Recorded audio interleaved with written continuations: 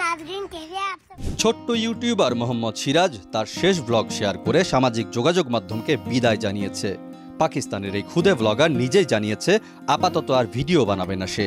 গত 15 মে নিজের ইউটিউব চ্যানেলে 11 মিনিটের একটি ভিডিও প্রকাশ করে সিরাজ, যেই ভিডিওকে নিজের চ্যানেলের শেষ ব্লগ বলে জানিয়ে দেয় সে। मुस्कान आज हमारा आखिरी व्लॉग है, आपको पता है। সিরাজ জানায় তার বাবা তাকে ভ্লগিং ছেড়ে পড়ালেখায় মনোযোগী হতে বলেছেন। ভিডিওটিতে ছোট বোন মুস্কানকে সঙ্গে নিয়ে সিরাজ বলে, আমি আজ থেকে আর কোনো ভ্লগ বানাবো না।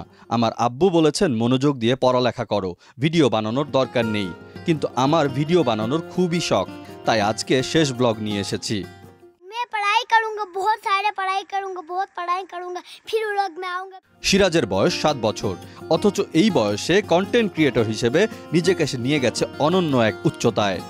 পাকিস্তানের গিলগিত বালতিস্তানের খাপলু গ্রামে তার জন্ম। ইউটিউব চ্যানেল সিরাজি ভিলেজ ব্লগসে নিজের গ্রামকে নিজের মতো করে সুন্দর সহজভাবে উপস্থাপন করে ছোট্ট সিরাজ।